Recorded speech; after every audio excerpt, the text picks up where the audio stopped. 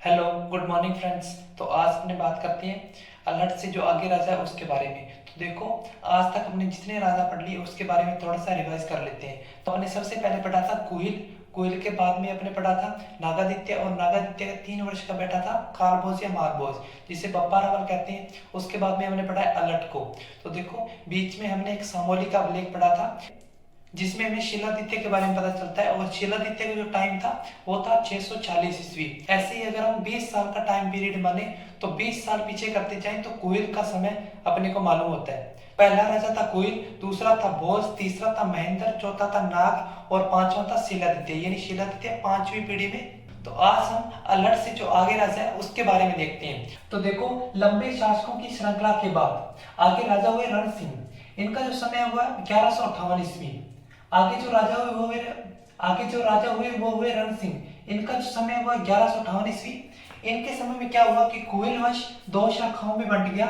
एक हुई रावल शाखा, इसके जन्मदाता है क्षेम सिंह। एक हुई सिसोदिया शाखा, इसके जन्मदाता है राहप। क्षेम सिंह है ये रण सिंह के बड़े बेटे थे, और राहप है ये रण सिंह के छोटे बेटे थे। इसके बाद में आगे देखो, आज अपने रावल शाखा शुरू करते हैं। तो रावल शाखा का जन्मदाता क्षेम सिंह है, और क्षेम सिंह के पिता का नाम विक्रम सिंह था। अब देखो, क्षेम सिंह के 2 बेटे हुए, एक हुआ सामंत सिंह और एक हुआ कुमार सिंह।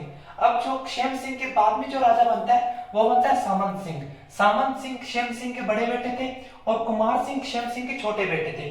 अब देखो कि सामंत सिंह जब राजा बनता है तो इस समय क्या होता है कि नाडोल के कीर्तिपाल चौहान, नाडोल यानी पाली में आता है, तो वहां का कीर्तिपाल चौहान ने सिरोही या जालौर पर आक्रमण किया, और साथ में कीर्तिपाल चौहान ने 1172 या 77 ईस्वी में सामंत सिंह से मेवाड़ राज्य छीन लिया। अब देखो, जो ये कीर्तिपाल चौहान है वो है कौन? तो कीर्तिपाल चौहान अल्हड़ के पुत्र है, और कीर्तिपाल जो चौहान है वो अल्हड़ के पुत्र है, और अल्हड़ जो है वो नाडोल यानी पाली के शासक थे। अब देखो, जब इनसे राज्य छीन लिया, यानी सामंत सिंह से राज्य छीन लिया कीर्तिपाल चौहान ने, तो अब देखो, जब सामंत सिंह से कीर्तिपाल चौहान ने राज्य छीन लिया तो सामंत सिंह को डूंगरपुर बांसवाड़ा, जिसे हम वागड़ प्रदेश कहते हैं, उसमें शरण लेनी पड़ी। कीर्तिपाल चौहान, जो कीर्तिपाल चौहान था, इसने जालौर पर आक्रमण किया, और जालौर पर उस समय परमारों का शासन हुआ करता था, और परमारों को पराजित कर जालौर पर सोनगरा चौहानों की सत्ता स्थापित की। तो सोनगरा चौहानों का जो संस्थापक है वो कीर्तिपाल चौहान है, यानी सोनगरा चौहानों का जो संस्थापक कीर्तिपाल चौहान को माना जाता है। अब देखो, सामंत सिंह की जो शादी हुई थी वो अजमेर में हुई थी, और अजमेर में इनकी शादी पृथ्वीराज चौहान थर्ड की बहन पृथ्वीबाई से हुई थी। तो कीर्तिपाल चौहान की पृथ्वीराज चौहान थर्ड के साथ कोई अनबन हुई थी, और इसी अनबन के कारण कीर्तिपाल चौहान ने सामंत सिंह पर अटैक कर दिया था। अब आगे देखो, सामंत सिंह के बाद में कुमार सिंह यानी सामंत सिंह के छोटे भाई आगे राजा बनते हैं। तो देखो, इन्होंने क्या किया कि भाई का बदला लिया, यानी सामंत सिंह का बदला लिया, कीर्तिपाल चौहान को पराजित किया 1179 ईस्वी में, और मेवाड़ पर वापस अधिकार कर लिया। कुमार सिंह के बाद में आगे राजा बने पदम सिंह, लेकिन इनके बारे में कोई ऐतिहासिक जानकारी नहीं है। अब देखो, पदम सिंह के बाद में जो राजा बनते हैं वो बनते हैं जैतर सिंह, और जैतर सिंह पदम सिंह के बेटे थे। देखो, जैतर सिंह का जो टाइम काल है वो है 1213 ईस्वी से 1250 या 1252 ईस्वी का। देखो कि जैतर सिंह के पिता थे पदम सिंह, कि कुछ इतिहासकार जैतर सिंह का टाइम काल 1250 ईस्वी तक बताते हैं, लेकिन गोपीनाथ शर्मा कहते हैं कि 1252 ईस्वी तक इनका शासनकाल था। अब देखो, जैतर सिंह ने अपने पूर्वजों का बदला लिया, यानी जो अपने पूर्वज थे उनके अपमान का बदला लिया, और उदय सिंह सोनगरा यानी जो सोनगरा चौहान थे, उदय सिंह सोनगरा पर आक्रमण कर दिया। अब देखो, जैतर सिंह का जो समय है वो 1213 से 1250 या 1252 ईस्वी का। अब देखो, इसके जो पिता थे वो थे पदम सिंह, और जैतर सिंह ने क्या किया, पूर्वजों के अपमान का बदला लिया। अब देखो, पूर्वजों के अपमान का बदला लेने के लिए इसने क्या किया, उदय सिंह सोनगरा पर आक्रमण किया। देखो, उदय सिंह सोनगरा यहाँ पर क्या करता है, समझौता कर लेता है, यानी जैतर सिंह के साथ में उदय सिंह सोनगरा समझौता कर लेता है, और उदय सिंह सोनगरा यहाँ पर अपनी पुत्री रूपा देवी या चचक देवी की शादी तेज सिंह के साथ में कर देता है, और ये तेज सिंह जैतर सिंह का पुत्र था। अब आगे देखो, मेवाड़ के शक्तिशाली शासक, यानी जो ये जैतर सिंह थे, ये मेवाड़ के शक्तिशाली शासक थे उस समय के। अब देखो ये कथन गौरी शंकर हीराचंद ओझा ने कहा है। तो ओझा ने कहा है कि दिल्ली के गुलाम सुल्तानों, यानी दिल्ली में जो गुलाम वंश था, तो देखो दिल्ली के गुलाम सुल्तानों के समय में मेवाड़ का सबसे प्रतापी व सबसे बलवान राजा था जेतर सिंह। अब देखो इल्तुतमिश और नासिरुद्दीन महमूद, ये दोनों गुलाम वंश के सुल्तान है। इल्तुतमिश और नासिरुद्दीन महमूद दोनों ने आक्रमण किया था जेतर सिंह पर, लेकिन जेतर सिंह ने दोनों को भगाया।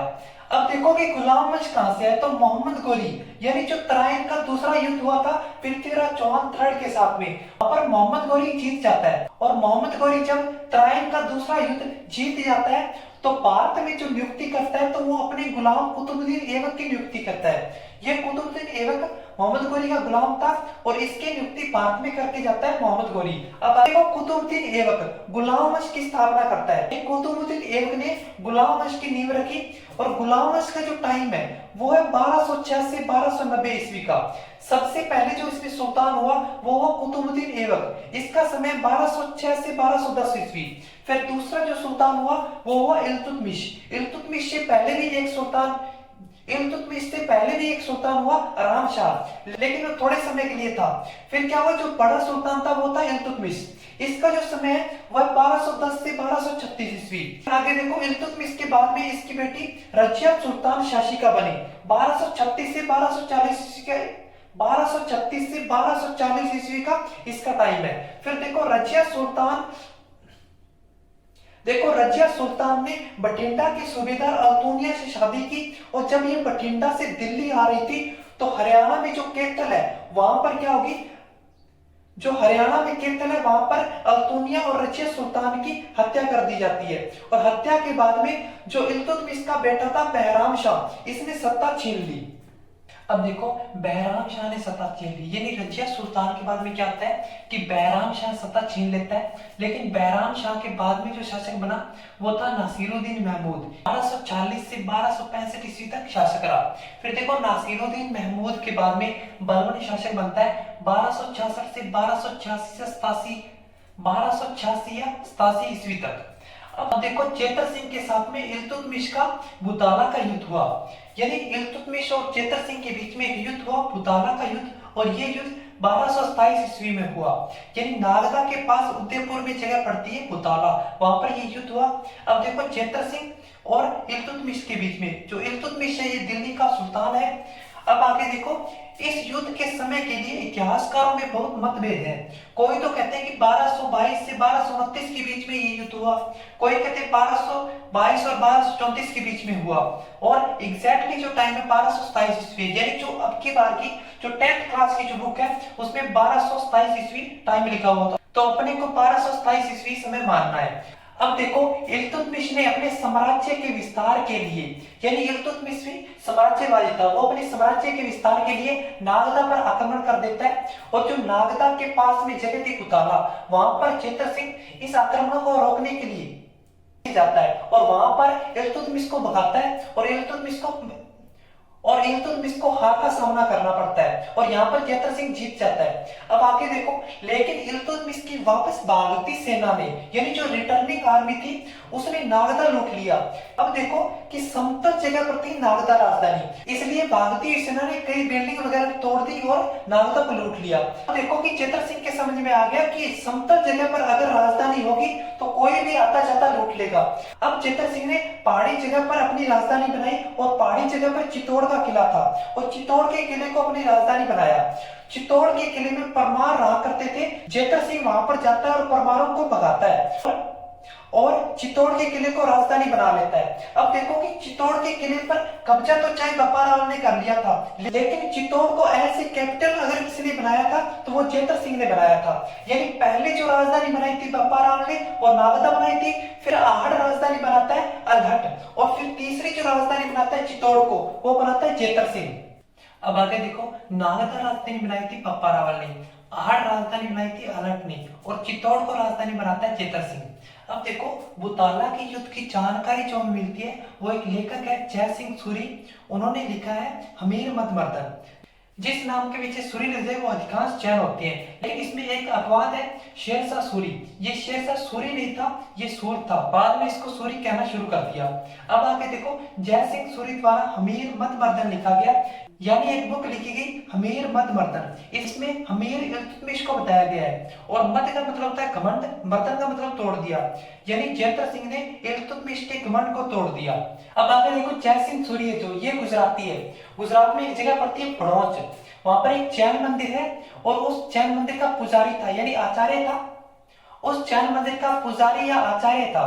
अब आगे देखो, गुजरात में एक रियासत थी धोलका रियासत, उस रियासत का राजा था वीर धवल बघेल, और जो बघेल है ये सोलंकी होती है। इस राजा के दो मंत्री हुआ करते थे, वास्तुपाल और तेजपाल, और इन वास्तुपाल और तेजपाल का शिष्य था जय सिंह सूरी।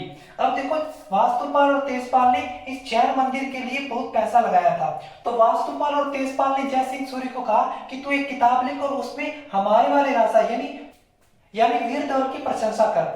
तो देखो, जय सिंह सूरी ने वीर धवल की प्रशंसा की है कि जब बुताला का युद्ध लड़ा जा रहा था, तब क्या हुआ कि किसी ने कहा कि वीर धवल आ रहा है, और वीर धवल का नाम सुनते ही इल्तुतमिश भाग जाता है और वहां पर जैतर सिंह जीत जाता है। तो इसका मेन उद्देश्य है कि अपने वाले राजा यानी वीर धवल को ये ऊंचा बताना चाहता है, यानी उसका कद ऊंचा करना चाहता है। लेकिन कोई बात नहीं, हमीर मत मर्दन से हमें पता चलता है कि बुताला का युद्ध हुआ था। अब देखो, बुताला के युद्ध के बारे में जानकारी हमें 3 सोर्स से ये जानकारी मिलती है। पहला है जय सिंह सूरी द्वारा लिखा गया हमीर मत मर्दन, दूसरा है चीरवा शिलालेख, और तीसरा है आबू शिलालेख। अब देखो, जय सिंह सूरी के द्वारा तो हमीर मत मर्दन लिखा गया है। अब देखो, चीरवा शिलालेख और आबू शिलालेख, इन दोनों में क्या बताया गया है कि जैतर सिंह ने ये मुकाबला किया था, कोई वीर धवल नहीं आया था, और जैतर सिंह ने अकेले ने इल्तुतमिश को भगाया था। अब आगे देखो, नासिरुद्दीन महमूद की रजिया सुल्तान के बाद में शासक बनता है बहराम शाह, लेकिन बहराम शाह के बाद में जो शासक बनता है नसीरुद्दीन महमूद, तो इसको भी पराजित किया था जैतर सिंह ने 1248 ईस्वी में। इसकी जानकारी हमको मिलती है, एक इतिहासकार हुए फरिश्ता इतिहासकार ने बताया है कि 1248 ईस्वी में नासिरुद्दीन महमूद को पराजित किया था जैतर सिंह ने। अब आगे देखो, जैतर सिंह के प्रसिद्ध सेनानायक, जैतर सिंह के 2 प्रसिद्ध सेनानायक थे, एक था बालक और एक था मदन। डॉक्टर दशरथ शर्मा ने मध्यकालीन मेवाड़ का स्वर्ण काल कहा है, यानी जैतर सिंह का जो शासन काल है वो मध्यकालीन मेवाड़ का स्वर्ण काल है। अब आगे देखो, जैतर सिंह मेवाड़ की नव शक्ति यानी नई शक्ति का संचारक कहे जाते हैं। जैतर सिंह और इल्तुतमिश के बीच में युद्ध लड़ा जा रहा था, तब क्या हुआ कि कमल नाम का एक व्यक्ति था, इसको कौन भेजता है? वीर धवल भेजता है। इसी कमल ने बुताला के युद्ध में कहा था कि वीर धवल आ रहा है, और इसी के कहने पर ही इल्तुतमिश भाग जाता है और जैतर सिंह युद्ध जीत जाते हैं। ये हमीर मत मर्दन में कहा गया है। लेकिन चीरवा शिलालेख और आबू शिलालेख कहते हैं कि कोई भी वीर धवल नहीं आया था, और जैतर सिंह ने अकेले नहीं मुकाबला किया था और इल्तुतमिश को भगा दिया था। तो आज हमने जैतर सिंह तक पढ़ लिया, और इसके बाद में जो आगे शासक बनेंगे वो बनेंगे जैतर सिंह के पुत्र तेज सिंह। तो उसके बारे में नेक्स्ट वीडियो में पढ़ेंगे।